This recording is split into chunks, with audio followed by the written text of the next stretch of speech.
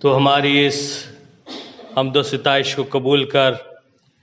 और इस वक्त जब हम तेरे कलाम पर मनन करने जाते हैं, हमारे मनों और हमारे दिलों को स्थिर कर कि आज की सुबह जो बात तू हमें समझाना चाहता है, हम तेरी पवित्र आत्मा की अगुवाई में प्रभु से सीखने, समझने और ग्रहण करने वाले हों। यहाँ मौजूद हर एक जन को तेरे हाथों में सौंपते और इस विनती को तेरे बेटे हमारे उद्धार करता प्रभु यीशु मसीह के नाम से मांगते हैं, आमीन। तशरीफ़ रखिए। प्रभु यीशु मसीह के मीठे और मधुर नाम में एक बार फिर आप सबको मैं खुशामदीद कहता हूँ। और आप सब जानते हैं कि हम इस वक्त एडवेंट सीज़न में हैं। एडवेंट का मतलब होता है आमद। हम प्रभु यीशु मसीह की आमद यानी उसके जन्म की खुशी में इस एडवेंट सीज़न को कलीसियाई रूप से मनाते हैं। और ये क्रिसमस से पहले 4 संडे में मनाया जाता है। और बहुत सी विचारधाराएं इस एडवेंट सीज़न के लिए हैं। अगर हम इतिहास देखते हैं या ट्रेडिशंस या परंपराओं को देखते हैं तो उसमें हमें देखने को मिलता है कि जो पहला एडवेंट संडे होता है उसमें कलीसियाई रूप से यशाया और अन्य भविष्यवक्ताओं के द्वारा जो भविष्यवाणी या प्रेडिक्शन किए गए प्रभु यीशु मसीह की आमद के लिए उसे मनन किया जाता है। और दूसरे एडवेंट संडे के दिन प्रभु के वचन को जो है स्मरण और उस पर मनन किया जाता है, इस बात की यादगारी करते हुए कि वचन प्रभु यीशु मसीह की आमद के बारे में और उसके आने के उद्देश्य को कैसे हमें बताता है। थर्ड एडवेंट संडे जो होता है, जो आने वाला संडे है, उसमें कलीसियाई रूप से यूहन्ना बपतिस्मा देने वाले के जीवन के बारे में, उसकी सेवकाई के बारे में मनन किया जाता है, जिसने प्रभु यीशु मसीह की आमद और उसके लिए मार्ग तैयार करने की बात की। चौथा एडवेंट संडे, तीसरा जो एडवेंट संडे है वो मरियम जो मदर ऑफ जीसस है उसके रूप में मनाया जाता है। और चौथा जो है वो यूहन्ना बपतिस्मा देने वाले के रूप में मनाया जाता है या उस दिन मनन किया जाता है।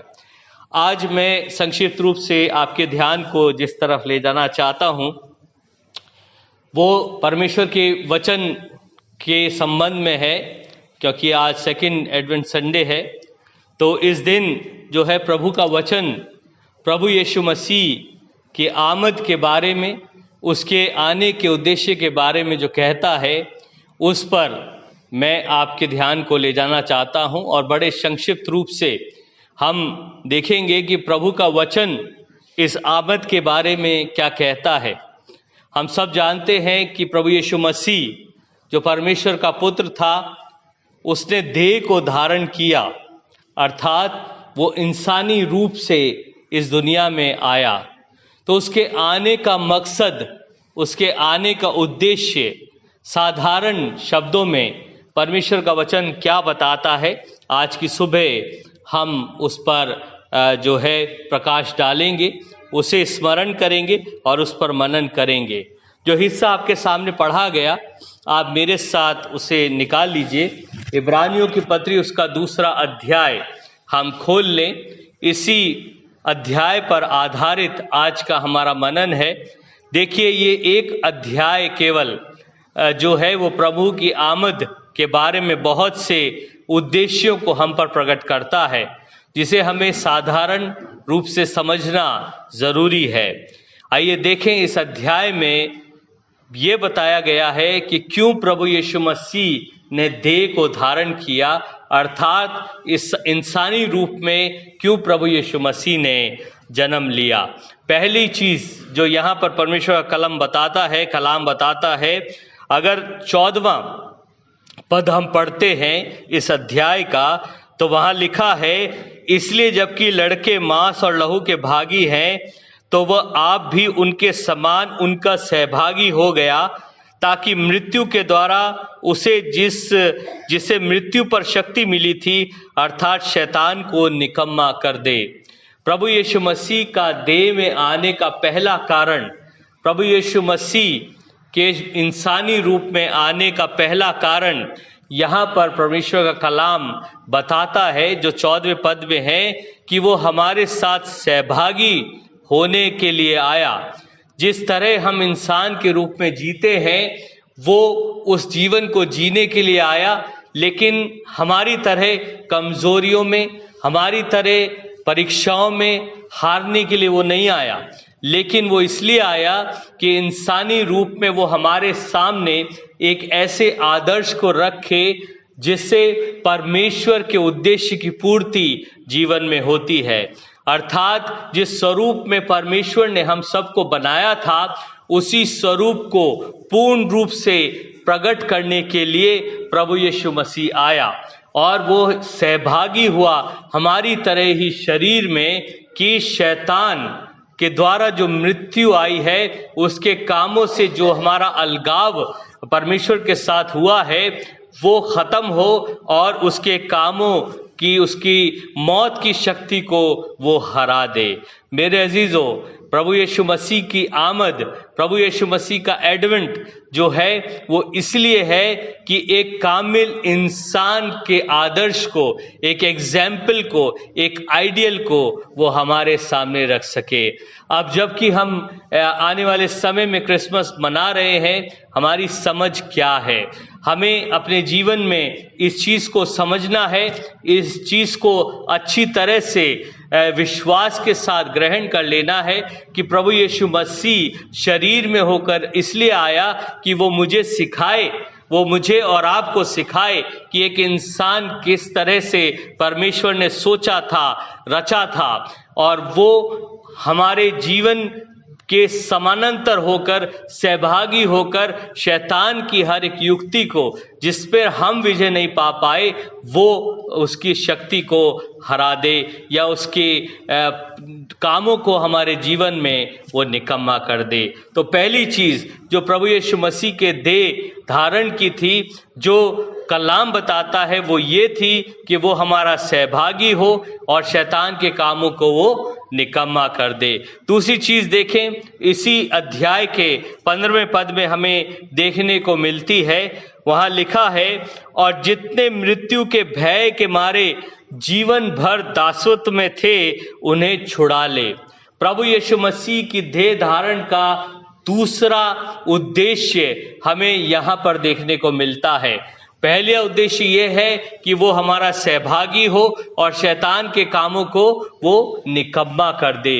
दूसरा, वो इसलिए देह के धारण करके आया कि जो जीवन में मृत्यु के भय कि बंधुआई में थे, उनको छुड़ा ले। प्रभु यीशु मसीह का आना, प्रभु यीशु मसीह की आमद जो है, वो उस डर को दूर करने के लिए है जो हर इंसान में पाया जाता है, जो है मृत्यु का डर।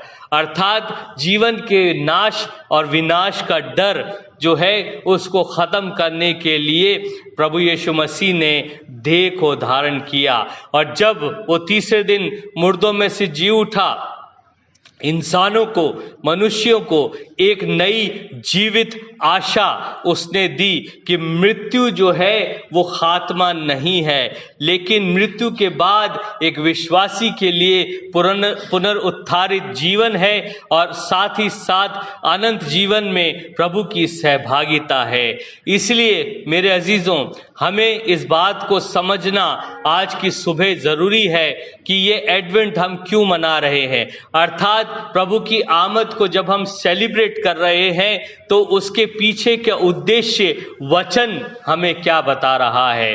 तो वचन ने हमें अभी तक दो चीजें बताई हैं।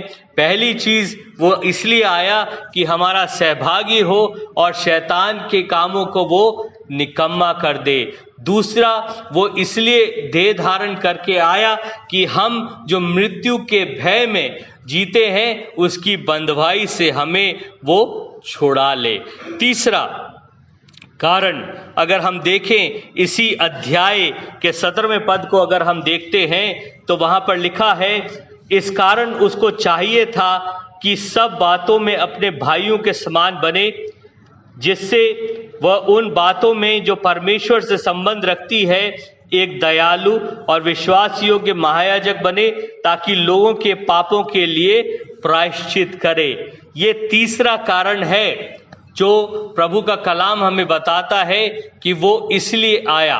हम सब जानते हैं पुराने नियम में साल में एक बार जो महायाजक होता था वो ज़बा किए हुए मेमने का लहू लेकर उस महापवित्र स्थान में पापों की क्षमा के लिए जाता था, अर्थात वो मध्यस्थता करता था लोगों के और परमेश्वर के बीच में। वो परमेश्वर की उपस्थिति में खड़ा होता था लोगों की एवज में कि उनके पापों से जो है उनको क्षमा दिलाए। और प्रभु यीशु मसीह यहाँ स्वयं वो मेमना भी बना और वो वहाँ पर या महायाजक भी बना, जो एक दयालु और संवेदनशील और विश्वास योग्य महायाजक था। अर्थात लोगों के जीवन में पाप के प्रभाव, पाप की शक्ति और पाप के दुख और पाप के प्रति ग्लानि को वो समझता था और उसी ग्लानि और उसी भावनाओं के साथ परमेश्वर की हुजूरी में उसने निष्कलंक मेमने के रूप में कुर्बानी दी और अपने लहू को ही लेकर वो महायाजक के रूप में प्रभु के सामने उपस्थित हुआ कि मुझे और आपको जो है क्षमा मिले, हमारे पापों से जो है वो क्षमा मिले। इसीलिए मेरे अजीजों, प्रभु यीशु मसीह की आमद को हमें समझना बहुत जरूरी है कि वो क्यों आया है। वो केवल इसलिए नहीं आया है क्रिसमस पे कि हम क्रिसमस ट्री पे जाएं और गिफ्ट रिसीव करें। इससे बड़ा गिफ्ट जो है प्रभु यीशु मसीह नहीं दे सकता, जो उसने अपनी कुर्बानी के द्वारा दिया और हमें पापों की क्षमा दी है। इसलिए परमेश्वर का वचन भरा पड़ा है उसके आने के उद्देश्य को हमें समझाने के लिए। अभी तक हमने 3 उद्देश्य केवल एक अध्याय से देखे हैं कि प्रभु यीशु मसीह ने देह को क्यों धारण किया। पहली चीज हमने देखी, उसने इसलिए देह को धारण किया कि वो हमारा सहभागी हो सके और शैतान के कामों को हमारे जीवन से हटा सके। दूसरा, वो इसलिए देह को धारण करके आया कि हमारे अंदर से मौत के डर को जो है वो निकाल दे। तीसरा, वो एक ऐसा महायाजक बन के आया जो दयालु और विश्वास योग्य बने, अर्थात हमारी मध्यस्थता वो परमेश्वर की हजूरी में करे और हमें जेन्युइनली वास्तविक रूप में पापों की क्षमा मिलने पाए। चौथी चीज यहाँ पर लिखा है कि वो ना सिर्फ महायाजक के रूप में उपस्थित हो, बल्कि वो हमारे पापों के लिए प्रायश्चित करे। ये मेरे अजीजों, ये चौथा उद्देश्य है उसके इस देह के धारण का। अर्थात वो आया, उसने एक कामिल, एक पूर्ण मनुष्य को हमें दिखाया, उसने शैतान के कामों को हमारे जीवन में निकम्मा किया, फिर उसने मृत्यु के डर को हमारे अंदर से हटाया और हमारे लिए मध्यस्थता की। केवल उसने क्षमा हमारे पापों के लिए नहीं मानी, लेकिन हमारे लिए उसने प्रायश्चित भी किया। मेरे अजीजों, इंसान होने के नाते कई बार हमारा प्रायश्चित जो है वो सच्चा नहीं होता। कई बार इंसान होने के नाते हमारा प्रायश्चित जो है वो अधूरा होता है। कई बार इंसान होने के नाते, कमजोर और सीमाओं से भरे होने के नाते हमारा प्रायश्चित जो है वो नासमझी के साथ किया जाता है, भावनात्मक रूप से किया जाता है। लेकिन प्रभु यीशु मसीह इसीलिए देह को धारण कर सका कि वो हमारे लिए वास्तविक सच्चे रूप से प्रायश्चित कर सके। मेरे अजीजों, प्रभु की आमद हमारे लिए इसलिए समझने की बात है कि हम उसके आने के वास्तविक उद्देश्य को जान सकें। अभी तक हमने 4 जो है वो उद्देश्य परमेश्वर के कलाम से देख लिए कि प्रभु यीशु मसीह इसलिए आया। पहला, वो हमारे साथ सहभागी हो सके और शैतान के कामों को वो हमारी जिंदगी से हटा सके। दूसरा, वो इसलिए आया कि हमारे अंदर से मृत्यु का भय जो है वो हट जाए। तीसरा, वो हमारे लिए एक दयालु और विश्वास योग्य महायाजक बने। और चौथा, वो इसलिए आया कि हमारे पापों के लिए वो प्रायश्चित कर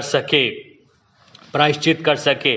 मेरे अजीजों, इस समझ के साथ अगर हम एडवेंट मनाएंगे तो हमारा एडवेंट सीजन रियली हमारे लिए आशीष में हो जाएगा। 5वीं चीज अगर हम देखें परमेश्वर के कलाम में तो वो पाई जाती है 18वें पद को यदि हम देखते हैं, वहां लिखा है, इब्रानियों 2:18 में लिखा है, क्योंकि जब उसने परीक्षा की दशा में दुख उठाया तो वो उनकी भी सहायता कर सकता है जिनकी परीक्षा होती है।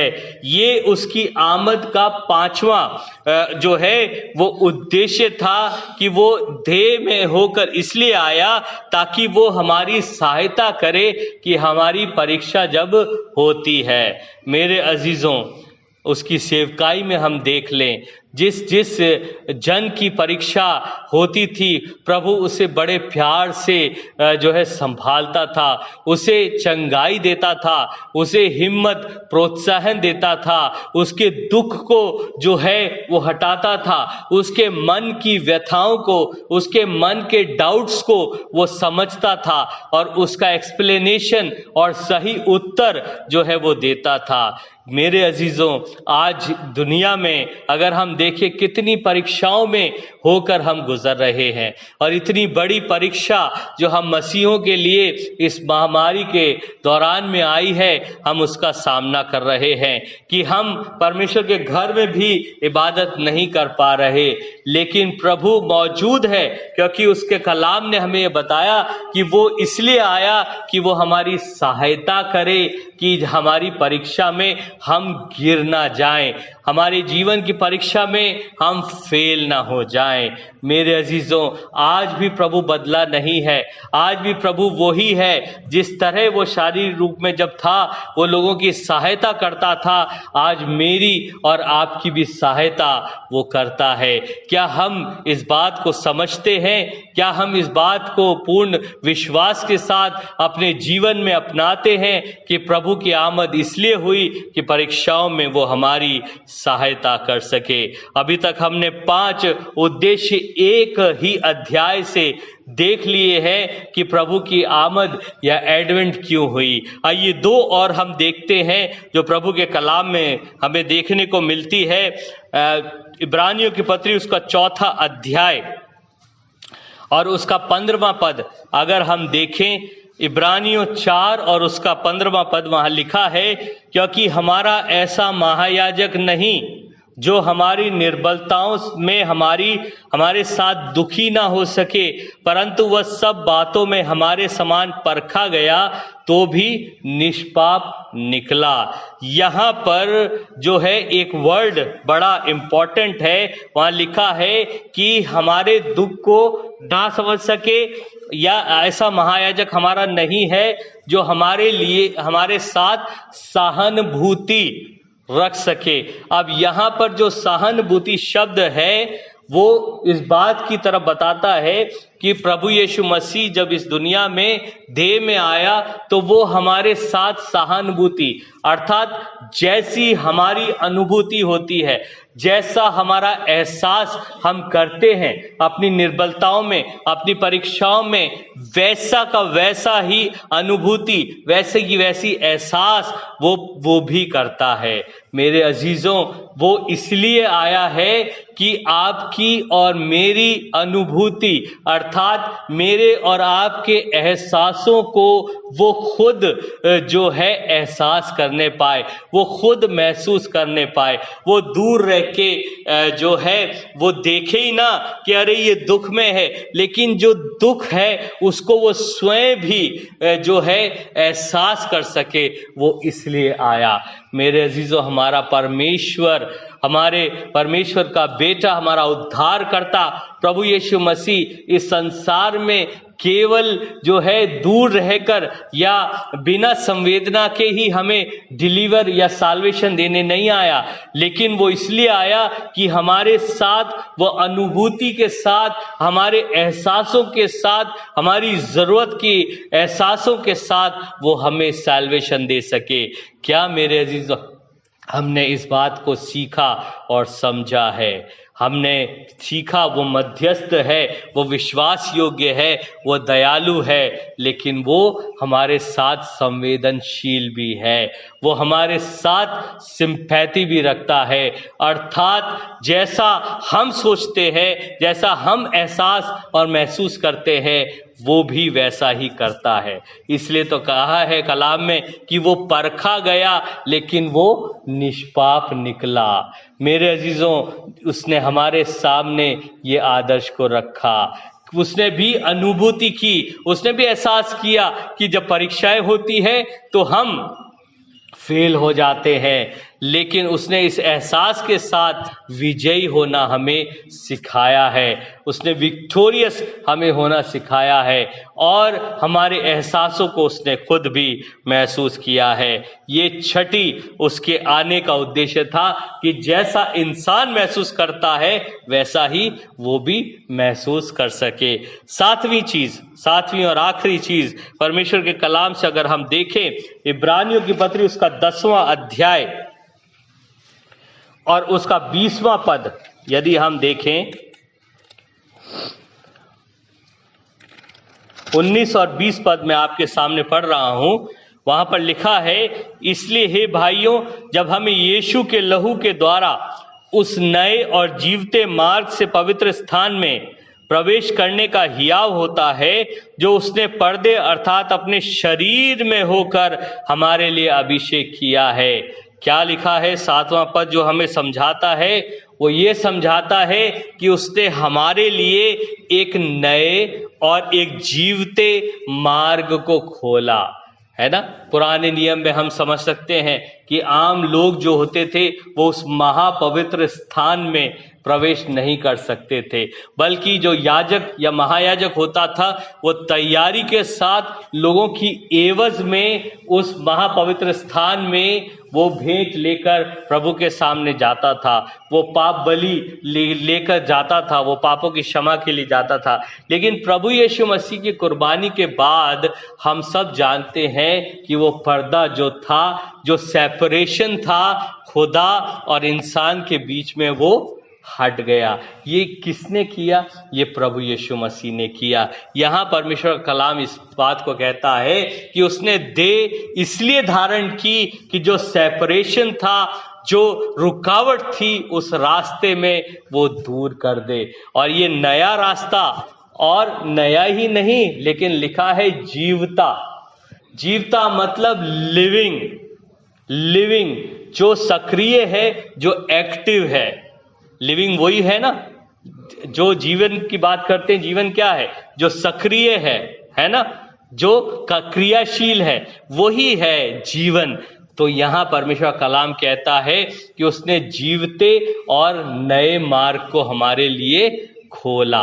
आज केवल मैंने इब्रानियों की पत्री से आपके सामने प्रभु यीशु मसीह की आमद के उद्देश्य को बताने की और साझा करने की कोशिश की है कि इब्रानियों की पत्री के केवल एक अध्याय और बाकी 2 पदों से हम सीख सकते हैं कि प्रभु यीशु मसीह क्यों देह धारण करके आया।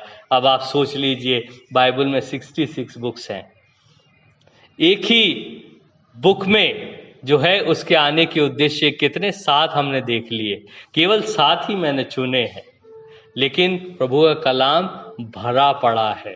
आज इस दूसरे एडवेंट में जो बात हमें समझनी और सीखनी है वो ये सीखनी है कि पूरे इस वचन में, पूरे इस बाइबल में हमने कितना समझा प्रभु यीशु मसीह की आमद को।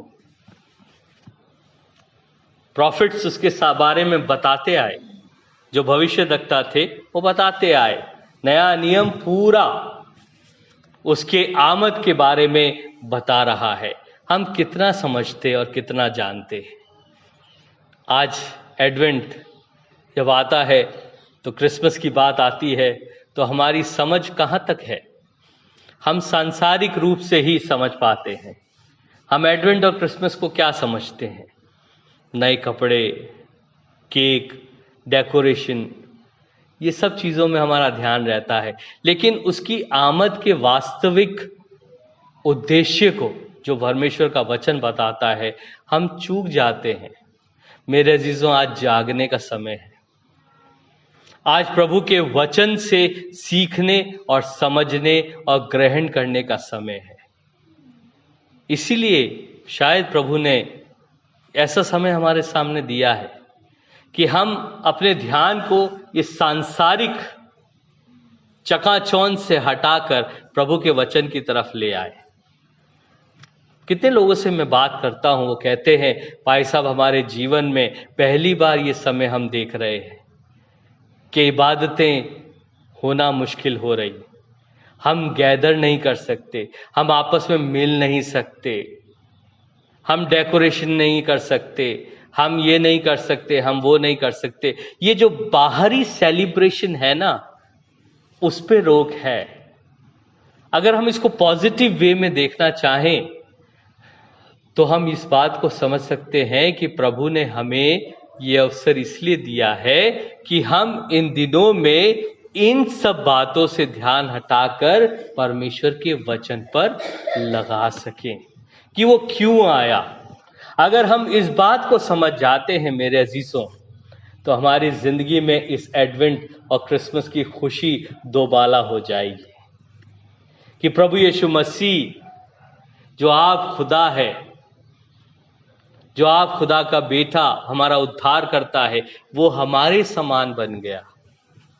हम जो लिमिटेड हैं, हम जो सीमाओं में बंधे हैं, निर्बलताओं में, अयोग्यताओं में भरे हैं, हमारे साथ समानता में आ गया ताकि हमारे लिए वो एक नया मार्ग खोल सके, हमारे लिए वो माफी, उद्धार और प्रेम का मार्ग खोल सके।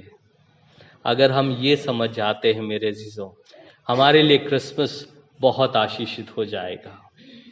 आज हमने प्रभु के कलाम से केवल 7 उद्देश्य जाने हैं जो उसकी आमद से संबंधित रखते हैं। वो क्यों आया, उसने देह को धारण क्यों किया। पहली चीज हमने देखी, वो इसलिए देह को धारण किया कि वो हमारे समान सहभागी हो जाए और शैतान के कामों को वो निकम्मा कर दे। दूसरी चीज जो हमने देखी, उसने देह को इसलिए धारण किया कि हम जो मृत्यु के भय की बंधुआई में बंधे थे, हमें वो छुड़ा ले। तीसरी चीज हमने जो देखी, उसने देह को धारण इसलिए किया कि वो हमारे लिए एक दयालु और विश्वास योग्य महायाजक बन जाए। चौथी चीज जो हमने देखी कि उसने देह को इसलिए धारण किया ताकि वो हमारे पापों के लिए प्रायश्चित कर सके। पांचवी चीज जो हमने देखी, उसने देह को धारण इसलिए किया कि वो हमारी सहायता कर सके जब हमारी परीक्षा होती है। छठी चीज, उसने देह को इसलिए धारण किया कि वो हमारी निर्बलताओं में हमारे साथ सहानुभूति रख सके, सहानुभूति दिखा सके। और सातवीं चीज, उसने देह को इसलिए धारण किया कि वो हमारे लिए एक नए और जीवते मार्ग को खोल सके। वो मार्ग जिसमें क्षमा है, वो मार्ग जिसमें प्रेम है, वो मार्ग जिसमें प्रभु के साथ अनंत जीवन में सहभागिता है।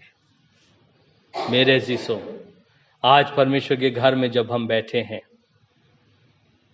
अपनी आंखों को बंद करें और परमेश्वर से हम अपने आप को जोड़ें कि परमेश्वर का ज्ञान हमारे अंदर बढ़ता जाए और समझ के साथ हम अपने जीवन के इन दिनों को मनाने वाले, सेलिब्रेट करने वाले हो सकें। आइए प्रार्थना करें। सर्वशक्तिमान पिता परमेश्वर, हम तेरा धन्यवाद करते हैं कि तूने प्रभु हमें ये अवसर दिया कि प्रभु तेरे घर में हम तेरे कलाम को सुनने वाले हो सके। जितनों ने प्रभु ग्रहण किया, प्रभु हर एक के लिए हम तुझसे प्रार्थना करते हैं, हर एक के साथ हो, हर एक को ज्ञान बुद्धि से परिपूर्ण कर कि प्रभु हर एक जन तुझमें प्रभु विश्वास, समझ, समर्पण वाला जीवन पाए। हर एक के साथ हो, हर एक की मदद कर। तेरे पवित्र और मीठे नाम से मांगते, आमीन।